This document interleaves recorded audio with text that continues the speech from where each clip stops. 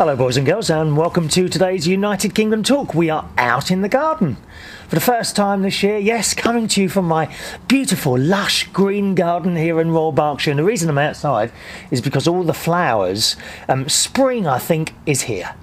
Spring is definitely here. Now, gardeners all over the place.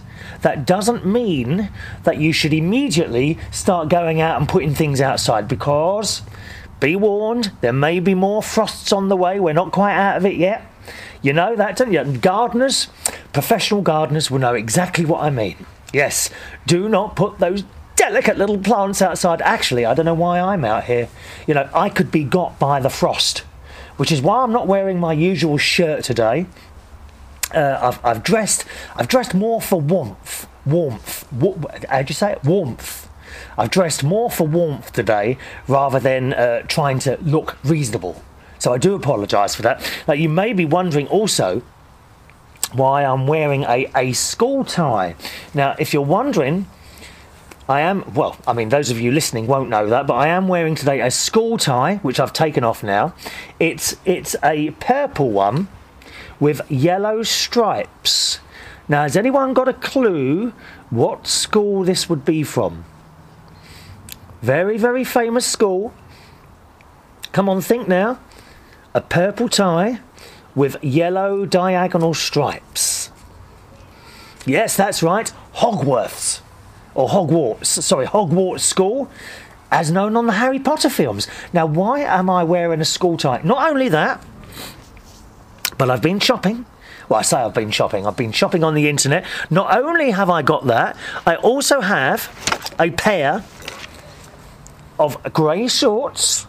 Admittedly my size, which is a size waist. Waist. Did you hear that? Sorry, I'm not going to say it again. All right then, size, oh, I dare say this, 36 waist. Because quite honestly, I think the 34. I can just try them over my trousers now. I hope these will do up. Just a minute. Let me try these on. I have to take in, because I'm not going to take my trousers off in front of you. Good God, no. Just a minute. Will they go on?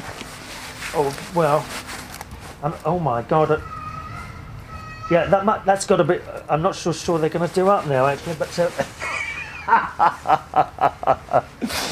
I've got the grey shorts, okay, I've got the school tie, the white shirt is upstairs, right? Not only that, but I also have, are you ready for this? Are you ready for this? The maroon school blazer, which actually I quite like. I'm going to put this on. 1 minute. Let me just try this on. Which again, it's over. You see, this is over a t-shirt and a hooded top, so I think this would be quite a good fit. The maroon. I look quite good in this maroon. You know what I should have done, actually? Dressed up in my little outfit for you today. Shouldn't I? So we've got the maroon blazer. Now, why? Let me just take this off again. And it's all came through the post at the last minute. Why have I bought these items? No, you see, you're wrong. There's no funny business going on here. I know what you're thinking. I'm not stupid. There's no funny business, okay? What we're doing here is nothing like that. No, you're wrong. You see? You think bad of me all the time, don't you? I don't know why I bother sometimes. I'm sitting here trying to do this little presentation. The reason is, tonight is my very first school disco. I'm DJing at a school disco. If you're new to the show, you won't know, but my main job is I work in clubs and bars and do some DJing.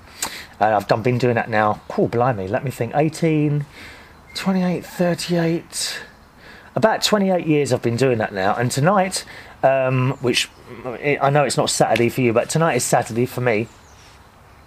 And I'll be doing a school disco. And they said, will you be getting dressed up? And I didn't think anything of it. I said, well, yeah, I suppose so. Oh, you've got to get dressed up, Chris. So there we are. I went out and bought these items, ordered them off the internet. I should be wearing those things tonight and taking some photographs as well. All right, so that's the reason I've got that. And I really haven't got a clue. I said to the boss, Robbie, who I get on with like a house on fire, I said, is it like just a normal night but in uniforms? He said, well, yeah. He said, do you think they'd expect anything else, like silly games or anything like that? And he says, oh, I don't know. I said, well, I'll keep a few in my head just in case we need that.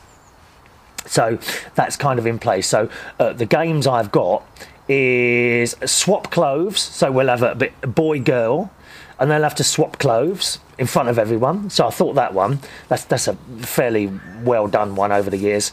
And another one, as it's a school disco, I thought I'd get the backing track to Kumbaya. Do you know that?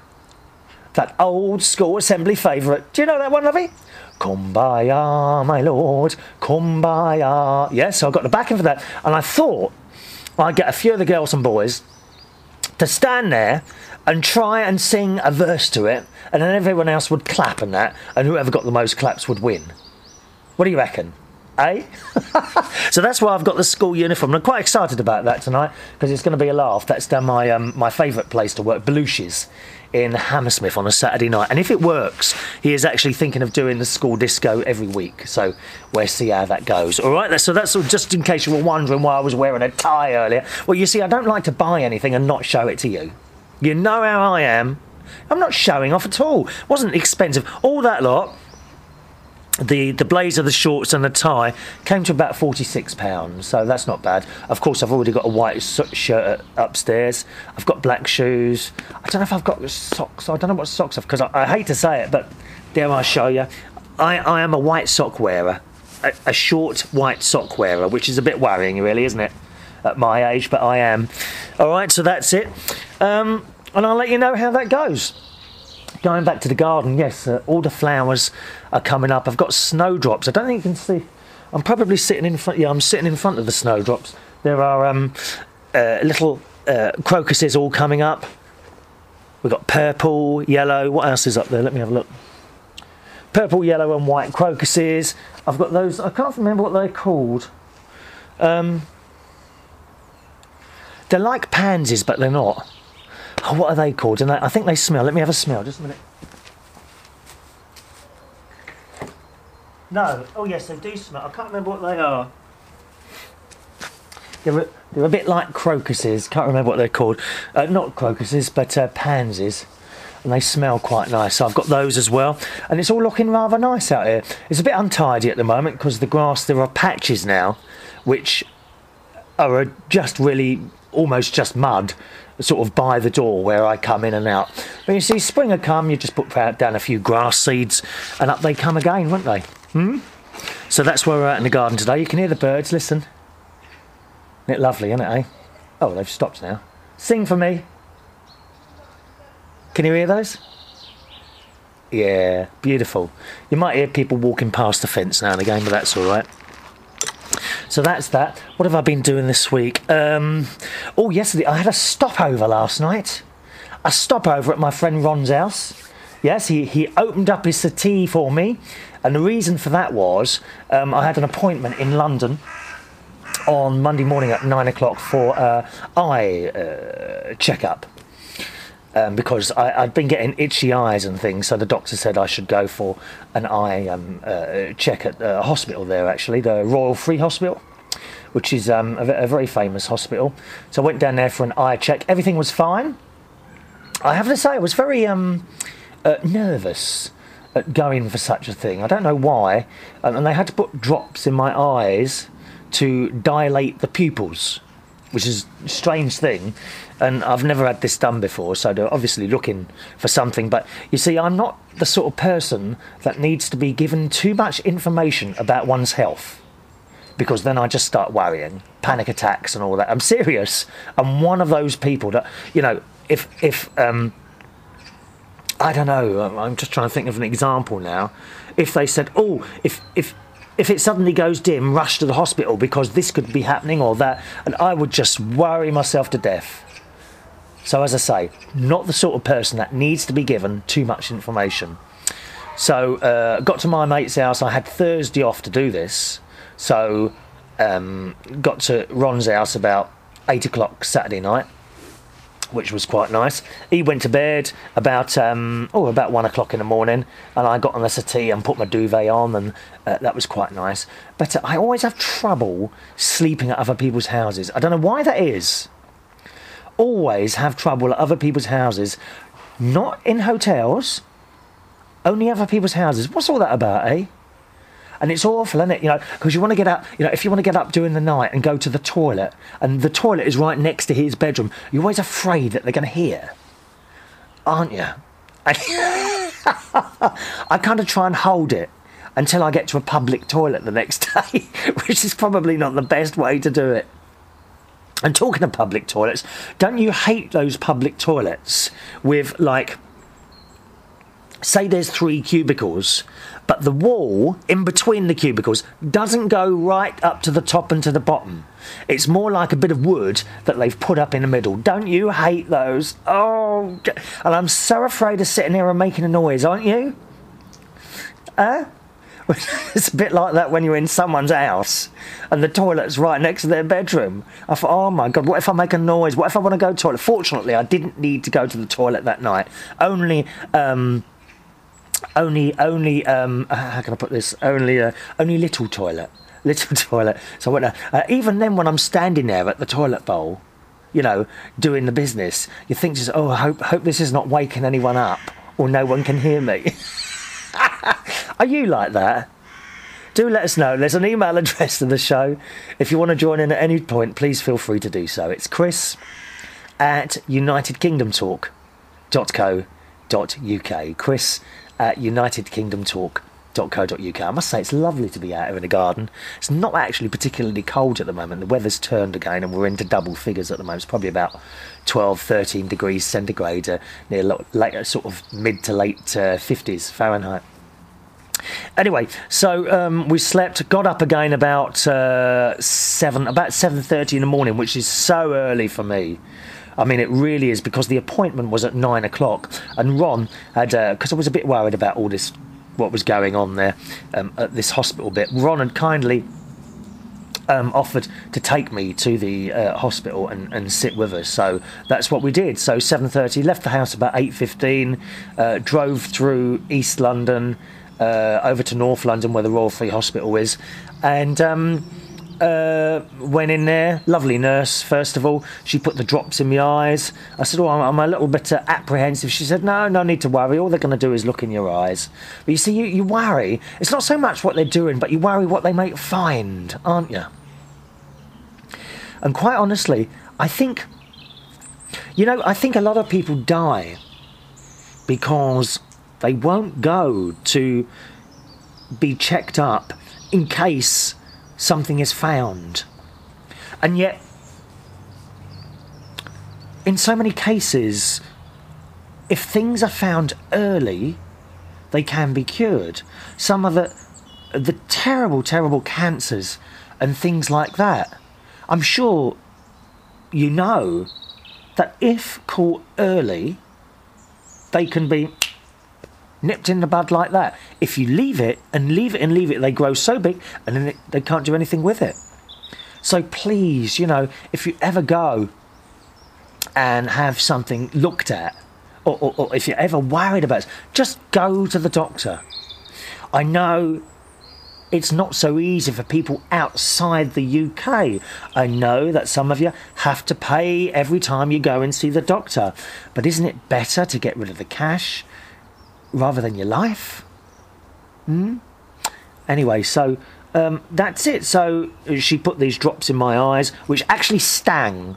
They actually stung my eyes for about 8 to 10 seconds. She said that will sting, but that will pass. She said sit there till it stops singing and going back to your seat, and we'll call you in about 20 minutes where your eyes have dilated.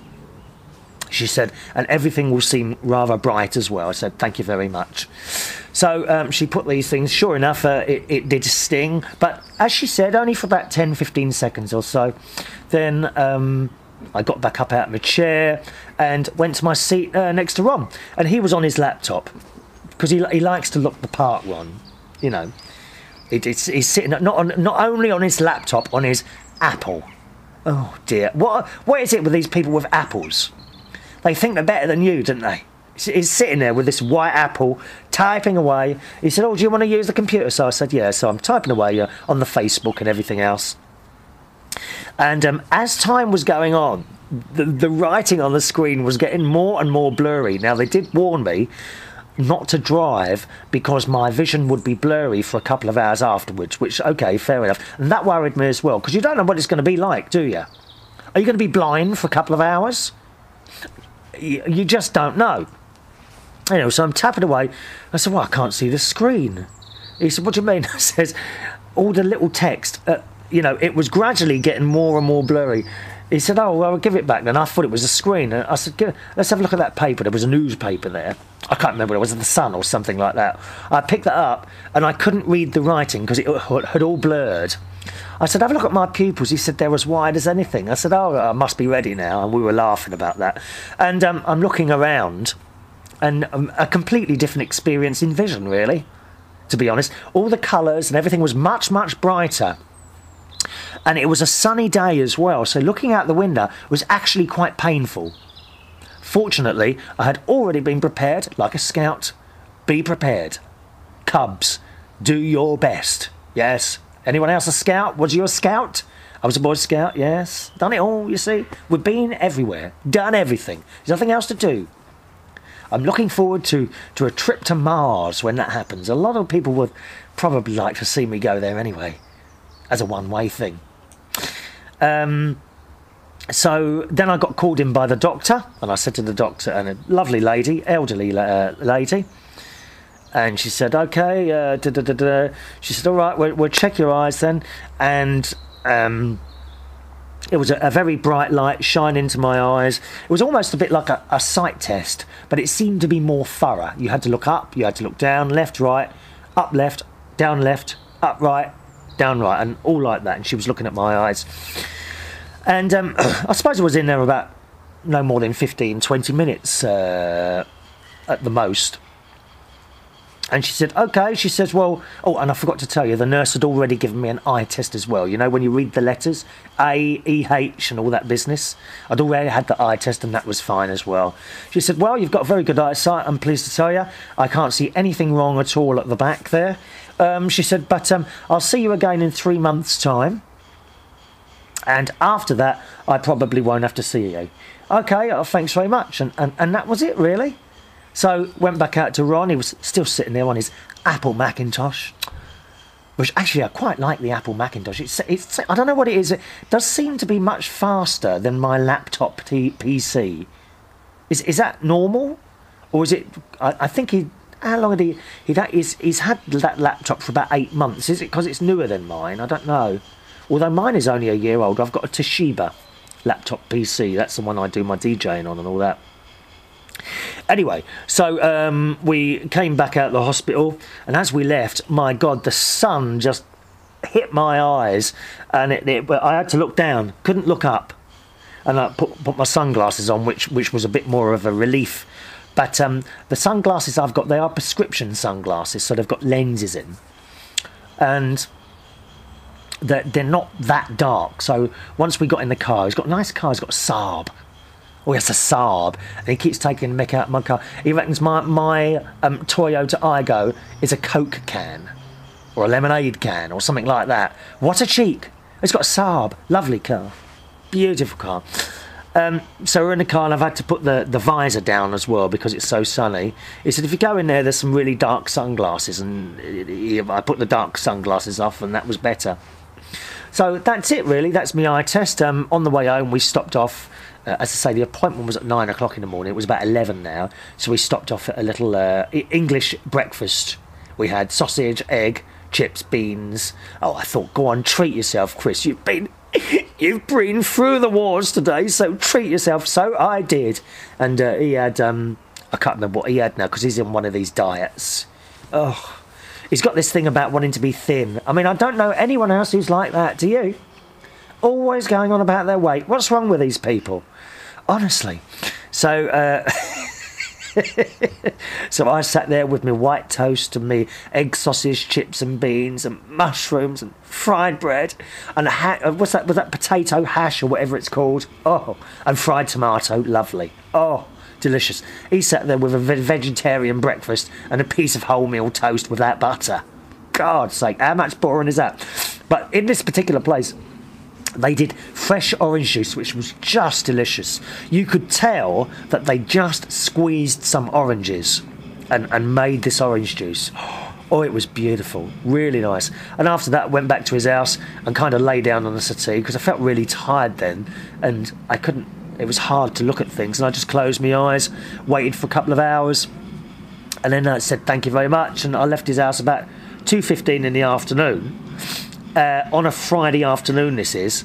Now, let me tell you, boys and girls, if you come to London, do not drive in London on a Friday afternoon. Any time after, I don't know, 12:30 in the afternoon. It's a nightmare. The journey from his house should have taken about an hour, maybe an hour and 10 minutes. It took me 3 blooming hours to get home. 3 hours. It was a nightmare. And quite honestly, I don't know where all this traffic was coming from.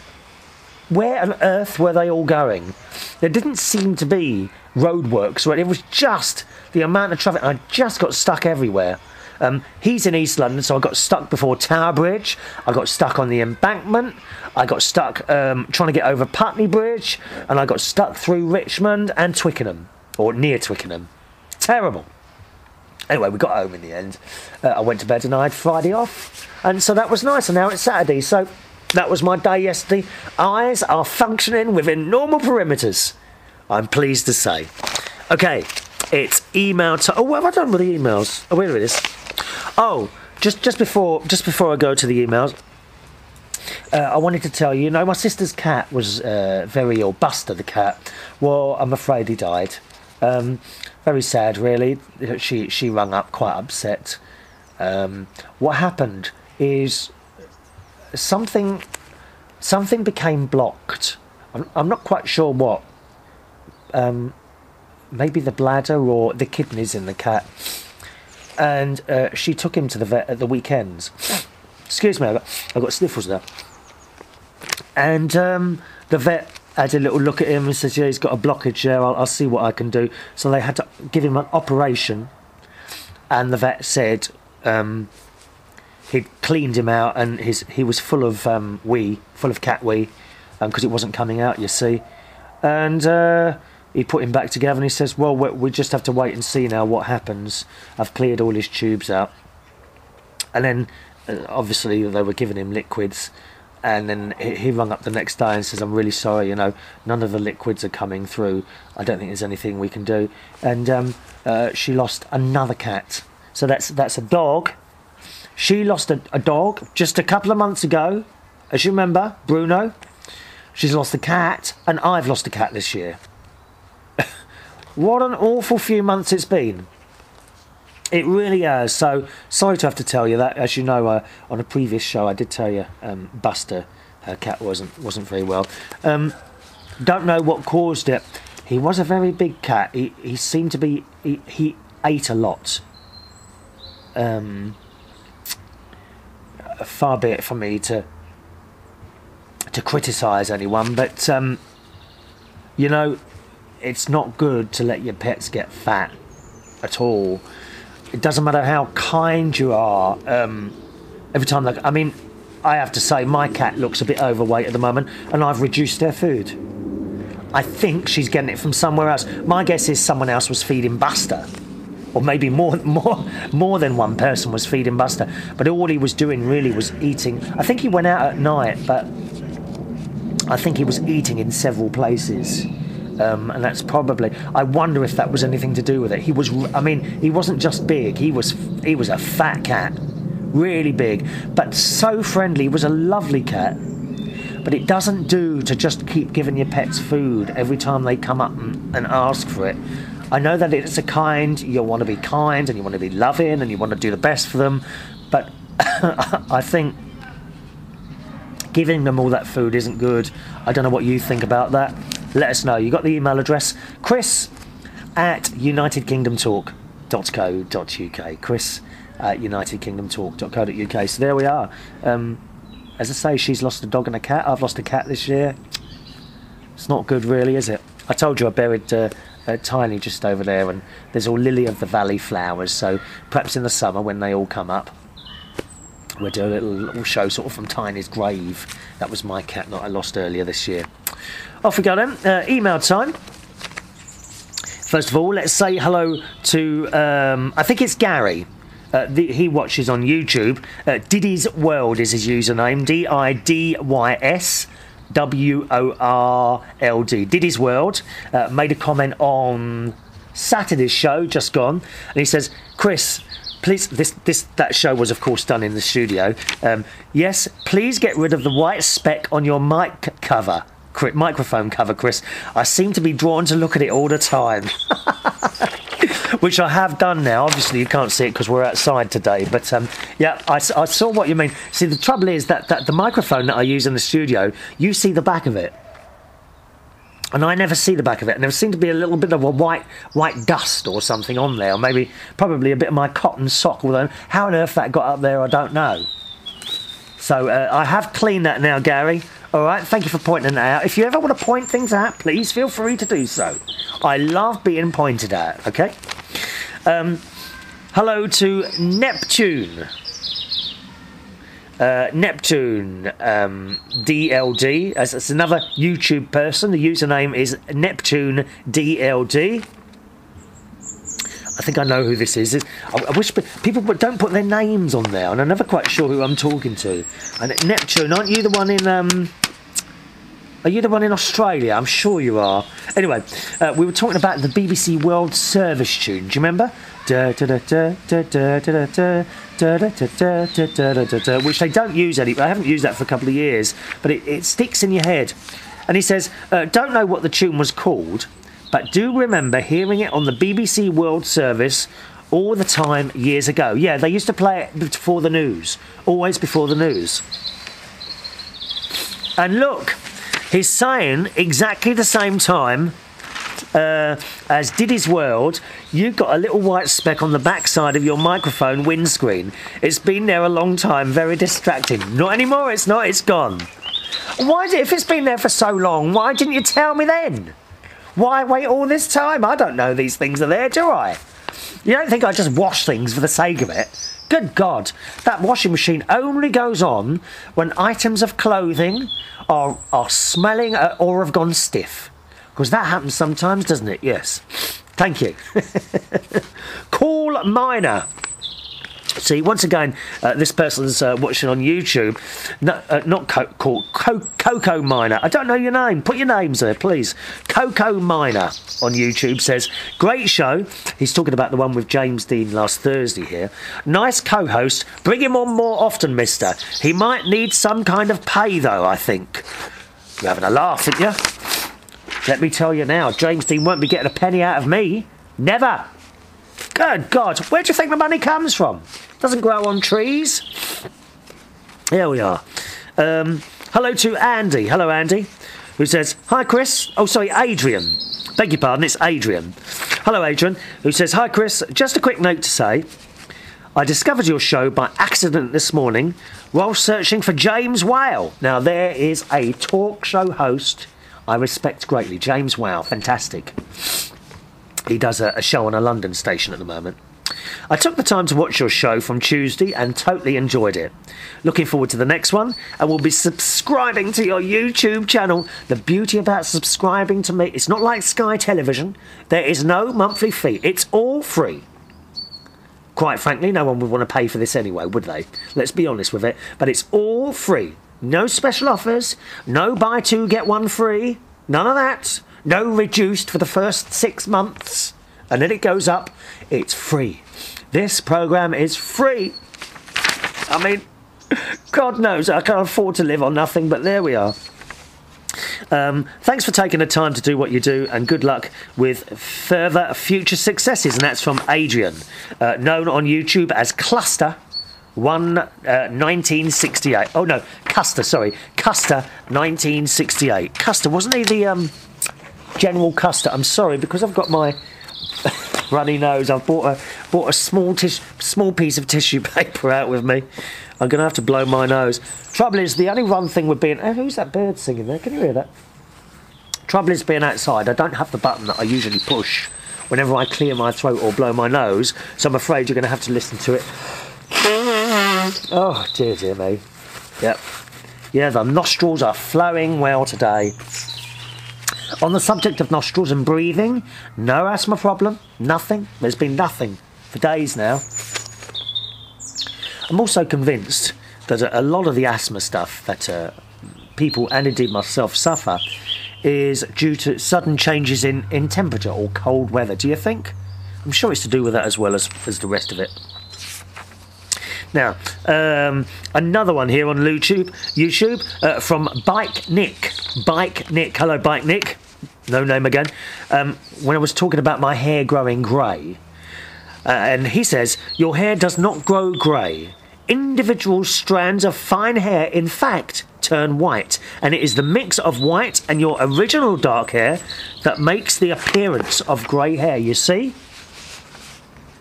So please, no more people telling me that I've got grey hair.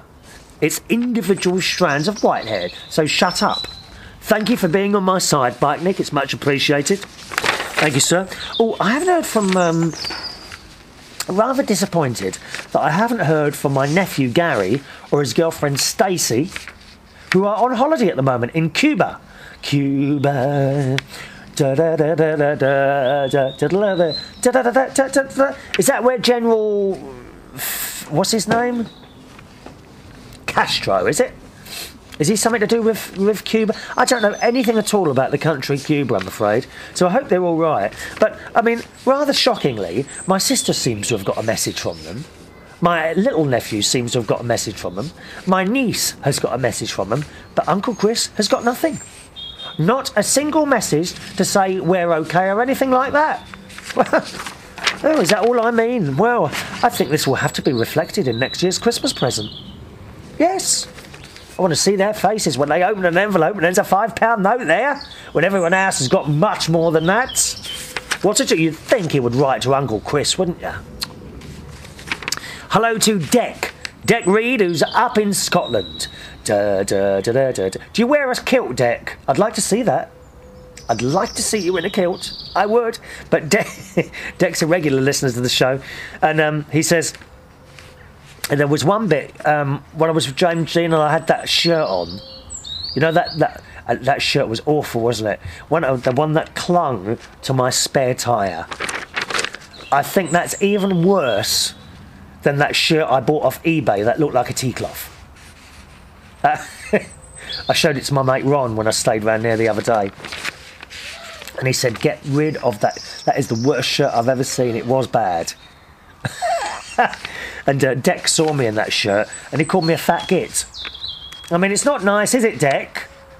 Personality, that's what you've got to go for. Not fatness. Oh, what can you do? Half of the problem is bread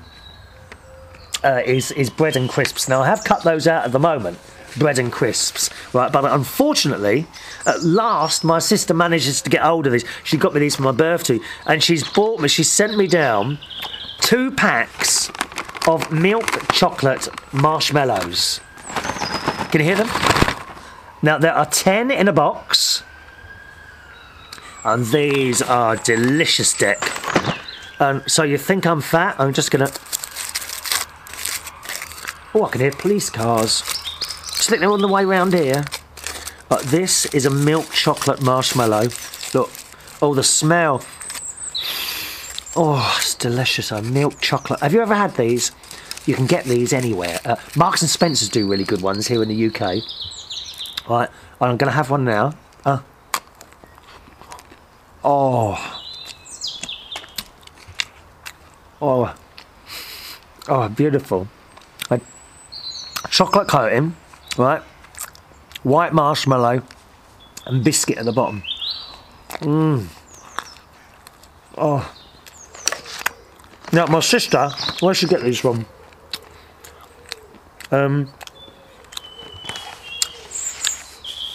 She has someone come round who sells all like organic tea bags and all that business. Oh, I've got a feeling. Oh. They are so beautiful. They really are. Now, and she gets them from this bloke, who apparently fancies my sister's mother-in-law. Yeah? Or at least my sister's mother-in-law thinks that. Her name's Doreen. She knows what time this bloke's coming. when I've been up there before, I have noticed that Doreen starts doing things to herself before he comes, like doing her hair and all that. Oh yeah, I think she thinks she's in with a chance there. But yeah, that's where my sister get these marshmallows from, so she put them in the post and they arrived this morning. These particular ones are made by Ringtons, R-I-N-G-T-O-N-S. So I don't know if you want to look them up there. Type in Ringtons Milk Chocolate Mallows, M-A-L-L-O-W-S. I tell you what, why don't you... They really are delicious. They're perfect to have with a cup of tea mid-afternoon. Beautiful things. So I don't know how you can, you know, you see what I mean, Deck. If you ever pop round, Deck, whatever, if you ever come down this way and you pop round, and I shall get in some milk chocolate mellows, but remind me to get them because I've got mine like a sieve, okay? I could sit out here in the garden and just stuff our face with those. All right, Deck? And on the subject, we were talking about differences between people from the north and people from the south, and I told you that complaint came in because someone didn't see the funny side of it. And if you're a regular viewer to this show, you will know to take most things I say with a pinch of salt.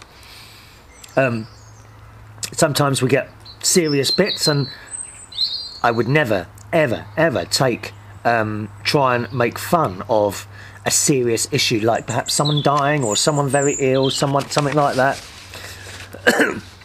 unless that person was on the same sort of laughs at themselves. Take, for example, our friend Millie in Minnesota in a motorised wheelchair, and I've spoken to her many times on the Skype and on the email, and she's constantly sending herself up. And I think it's great to be able to do that if you've got any sort of disability. If you're ill in some way, if you can kind of laugh at it, even if perhaps it's terminal or something like that, then full marks to you. Deck also says, I was saying about, you know, the business where we were making. Not making fun at. You see, I don't make fun at anyone. What I do is try and have a laugh with people. And this was the business where we were saying about James Dean from the north, how he comes down and steals everything when he's here, just like everyone else in the north and all that business. Would you really think I'm serious? Where's your sense of humour? And Deck, who indeed is up in Scotland, so that's up north, writes, haha, I think it's funny, Chris, all good banter about the north. And that's all it is. That's all it is, a laugh. If you don't think it's a laugh, switch off. Okay? It's as simple as that. You gotta laugh at life, because let's face it, it's not laughing at you. It's certainly not laughing at me. Another one here from our mate Phil. Hello, Phil. Who writes, hi, I live between Liverpool and Manchester, and it all you down south that picks our pockets. Actually, Phil, I think you're right. We get all the people up the north to work and take all the money and send it downstairs. Send it down to the south.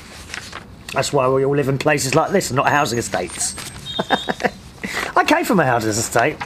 I lived in Roehampton, an estate called the Alton Estate.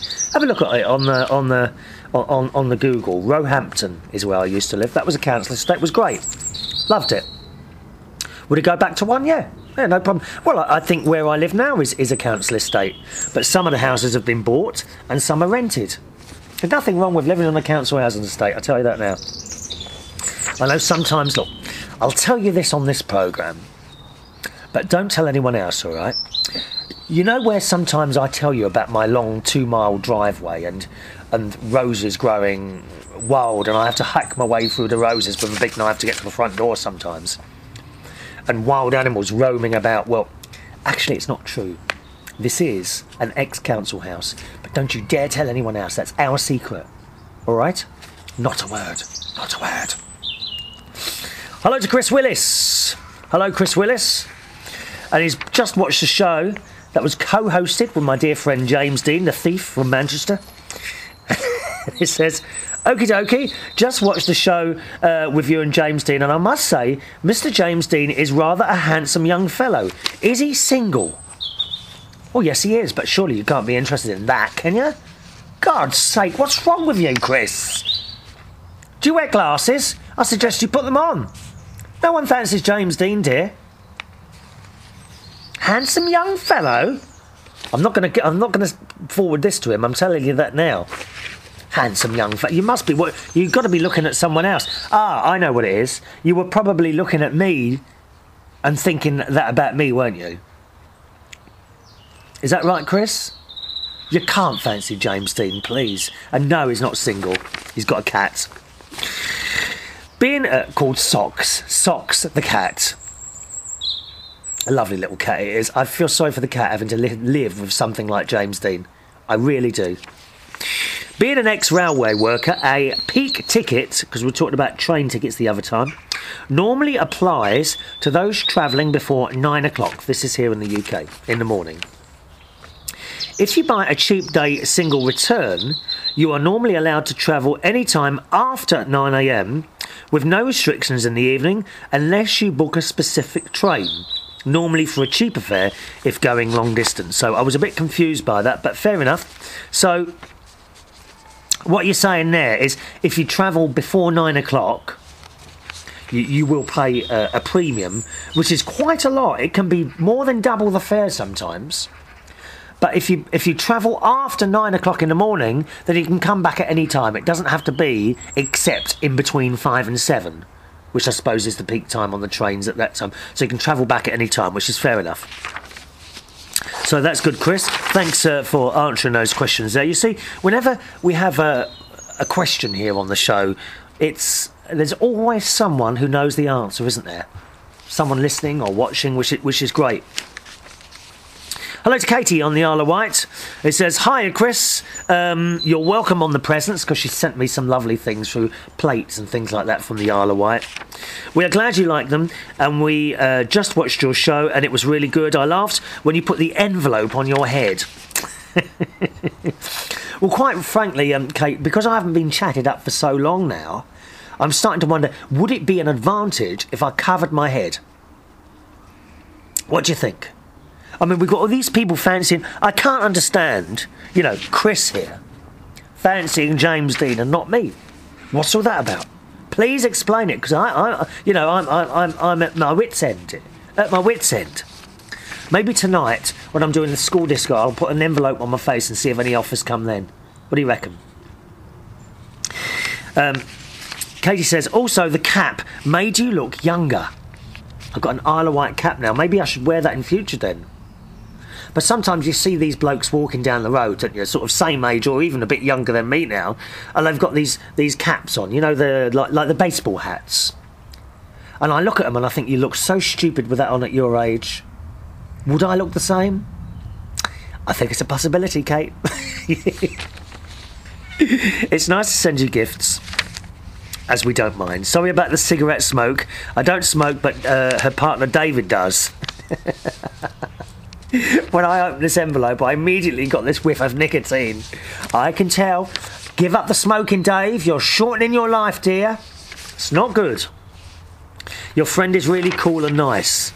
You talking about James Dean again?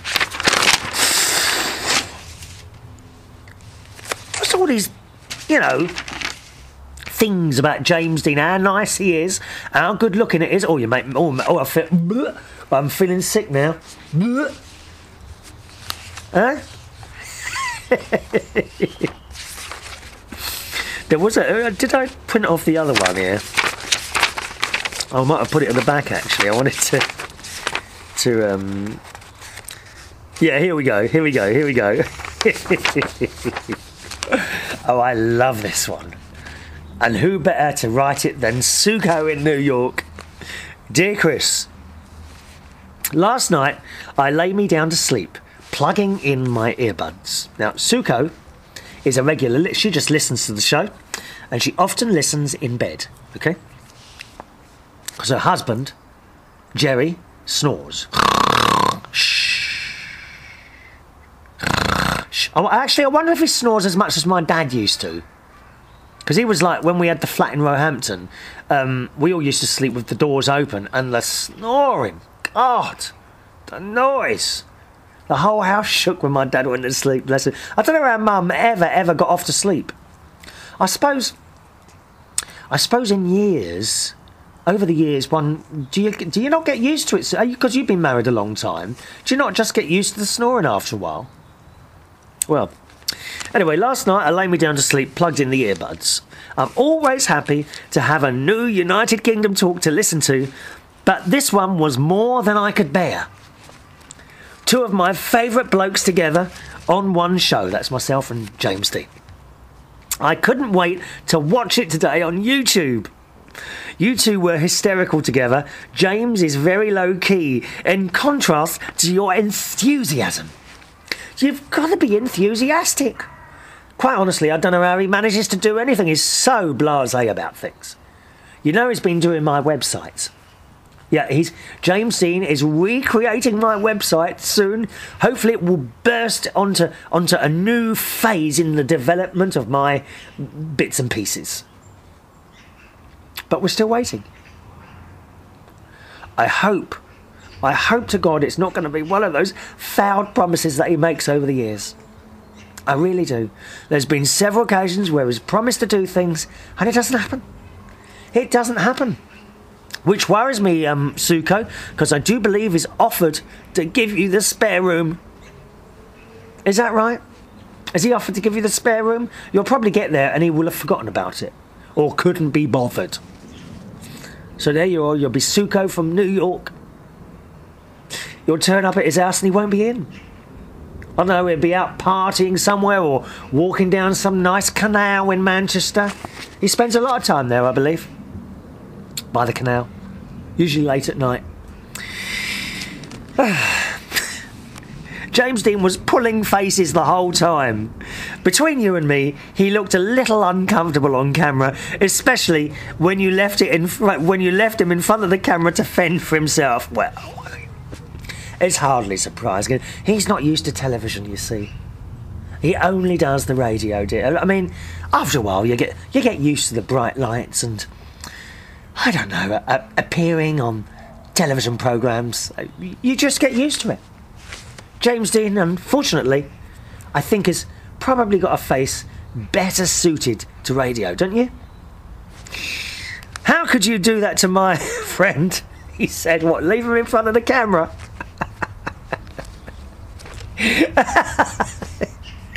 And by the way, Mr. Reardon, we do have a listener from Tasmania, my best friend in all of Tasmania. Matty is a regular listener, of course he is. I actually, when I watched back, I don't watch the shows once I've done them, never, really never. But I did watch back the very end of the show I did with James Dean, when I said goodbye to you, and I looked at you and said goodbye, and when he said goodbye, he didn't know, he kind of didn't know where to look. He didn't know you were there, right in front of me there. I don't think he realised it was you there. Isn't that, and you, and you, and you, and you. You're there, aren't you? He didn't know where to look. He's like this. He's like this, or looking at me. I think he looks at me in awe. I do. I got that when I saw him looking at me, and while I was doing my chat at the end of the show, he was kind of looking at me in awe, sort of thinking to himself, "I wish I could be like that." Just think that's what it was. Suko says again on the subject of rail fares, I couldn't believe it when you said that peak train fares are more than double off peak. Well, I don't know about all rail fares, Suko, but certainly the one where James Dean inquired, it was £25 or 50, around about, no, it's not double now, is it? It's £25 or about $40 to travel to and from London, leaving before 9 o'clock in the morning, okay? If you leave after 9 o'clock in the morning to go in and out of London, it will cost you about £11.50 or about $15. So a huge, huge difference there. Whether it's like that on all the routes, I don't know, because we have unfortunately, years ago, Margaret Thatcher, who I love, don't get me wrong here, I love Margaret Thatcher, her as a person. Some of her policies were a bit naff, and one of them was to sell off British Rail. And I think when that happened, so you've now got, instead of having one train company that serves the whole country, there are many little ones. Some big, some little. And it's just so complicated trying to work out what are the best fares and what have you. I mean, for example, I know that if you wanted to get the train to Scotland, it could cost you over £100, or as less, or as least less, or as little as about 17, depending on how you buy the ticket and that sort of thing. It's incredibly complicated, train fares, and it's stupid.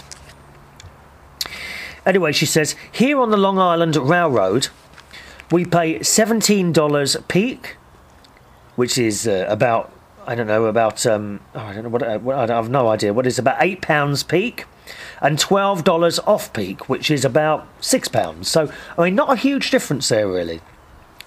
And that is a round trip, so there and back again. These are the new prices as of March the 1st. If you purchase a round trip off-peak ticket and then return during peak hours, you just pay the difference at the station. Ah, well, you can... I do believe people do... I don't know, you see, I don't travel on the train very often. The rules are you must have a ticket before you get on the train. What tends to happen is that sometimes people are late and they jump on the train and are supposed to pay at the other end. This does happen. However, if you are caught on the train without a ticket, you will get a fine. They don't listen to your reason or anything like that, because let's face it, there are people jumping on trains and not paying, and that is just not fair. I'm totally and utterly against that. I really am. People that travel on public transport and won't pay the fare. And they've all got the money, because they're all going shopping on something like that. Most of them have got the money, and it's not right to jump on trains and buses and not pay, even though some of them are overpriced at shocking prices. I personally think that the railways and buses in all countries need to be heavily subsidised to keep the fares low, to make people use them. What's happened here in the UK, apparently, is that the trains and buses are now so popular, or the trains are so popular, they've actually had... So I heard, don't quote me on this, I heard that they had to put the prices up, or were thinking of putting the prices up, to try and put people off using them, because it was so busy now. I mean, what a sort of ridiculous situation that is, isn't it? Absolutely ludicrous. Suko says, you can take a chance that the conductor will overlook it, but if he or she doesn't, it costs twice as much on the train, so like a fine, I suppose. I buy 10 trip tickets on the web and save 5%. I usually go in off-peak, so it's about $57 for 10 trips. That's not bad. That's good, isn't it? Everyone complains when the price goes up, but compared to your fares, it sounds like it's a bargain. Of course, I can always rely on my true friends to drive me here or there. You're having a laugh, aren't you? Please tell Kat and Dave on the Isle of Wight that I am so intrigued with the Isle of Wight since they sent you those beautiful gifts. I've looked at the official website for the area and it looks gorgeous. I hope to go there someday. Take care, my friend. And that's from Suko. Well, why don't you go when you're here, Suko? Go to the Isle of Wight while you're here. It might be nice. There's plenty to do on there. You can get a train all the way there. And you get off, what happens is you get off at Portsmouth, and then at the other end, you go on the ferry. Doesn't take long, and then you're there. But I mean, try and leave early in the morning so you get a whole day. Or why don't you do a couple of days there while you're here? You could book into a hotel on the Isle of Wight and have a couple of days there. You'd love it. So much to do. There's a beautiful little island, it is. Or it was when I went. It's a long, long time ago now. It must be... at least about 15 years since I went to the Isle of Wight. Okay, let's say hi to Wayne Anonymous, who was saying, hello, Christopher. Christopher. Oh, it's that name. I like that name. Christopher. That is my real name, Christopher. The word you were looking for to describe young Phil's version of Back to the Future is sequel. So thank you for that. Sequel. To see Phil's YouTube production of Back to the Unknown, tell your listeners they can visit YouTube and type in Fizzat Sap, Fizzasap in the search box. There are several videos that this talented young man has produced, available now for viewing on YouTube. I know I keep mentioning him to you, but I do see talent there. I see raw talent, which is when it's just starting and it's improving all the time. Love those Back to the Future videos. Please tell Phil that he may now deposit the agreed upon funds for my personal endorsement of his videos into my Swiss bank account. I'm looking forward to attending the Grand Prix of Monaco. And that's from Anonymous. Thank you, Wayne. Nice to hear from you as always, sir. And how are we doing on time? We've got 5 minutes left, haven't we? Let me see. Yes. Hello to Wayne, Anonymous, who's also talking here about YouTube, because a couple of people over time have written in and say they have problems with the program buffering, even when they have high internet speeds coming down. Now, this is a problem that I too suffer from when watching other people's YouTube videos. And Wayne writes to help here, to help Lisa and any other YouTube viewers, I too have problems. If I just play it, it will pause very often, even with my 7.2 megabyte broadband. Why have you got a 7.2? I don't get that. It's either 2, 10 or 20, isn't it? How'd you get 7.2? You're being very accurate there, Wayne. So what I do is go on YouTube and I press, once I've got the video up, I press play and then pause straight away, and I wait about 5 minutes before pressing play to watch the show. The reason for this is that YouTube restrict the bandwidth, and if there are lots of people watching it in one go, it will take up to 5 minutes to even get the red strip bar to show this. But this will allow enough in the buffer to not keep pausing. So there we are. I hope that helps you there, Lisa, and the rest of you. And let's see, where are we going to now? Oh, there's another bit here from Wayne. We haven't got very long left. Oh, in fact, I've run out of time. I'll see you on the next show. Don't forget to email chris@unitedkingdomtalk.co.uk. chris@unitedkingdomtalk.co.uk. Got to go. See you on the next show. Bye-bye.